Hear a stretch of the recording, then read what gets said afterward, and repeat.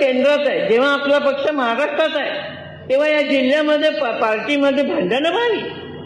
आज या ठिकाणी एवढा मोठा मेळावा आहे, का मोठ्या मनाने समोर येत नाही, का दुसरा मेळावा घेता?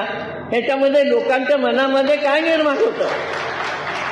अरे ह्याचा जिल्हा हा चंद्रपूरचा आमदार आहे, चंद्रपूरमध्ये कार्यक्रम घेणं त्याचं काम आहे. सगळ्यांनी मोठेपणा देऊन त्याच्या कार्यक्रमाला हजर राहणं गरजेचं होतं, हे मी ओपनली सांगते.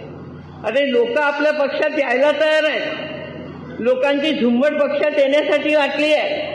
पण इथे जर आपली भांडणं झाली तर आपली काँग्रेस झाली असं म्हणणार नाही.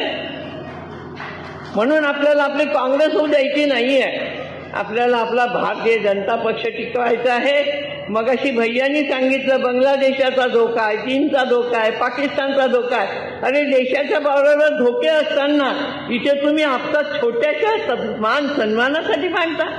अरे हा मान सन्मान कोणी दिला तुम्हाला? या आमदार या छोट्या छोट्या कार्यकर्त्यांनी दिला आहे. या ठिकाणी जनतेने तुम्हाला मोठं केलेलं आहे. त्या जनतेचा सन्मान करा, या कार्यकर्त्याचा सन्मान करा. केवळ स्वतःच्या मोठेपणासाठी कोणीही या ठिकाणी रडू नये, एवढंच माझं म्हणणं आहे. आणि तुम्हालाही माझं सांगणं आहे की भविष्यामध्ये मोठ्या कधी होऊ नका. पायाखाली आपले पाय जमिनीवरच ठेवा. पाय जमिनीवर जर असतील तर माणूस मोठाच होत असतो.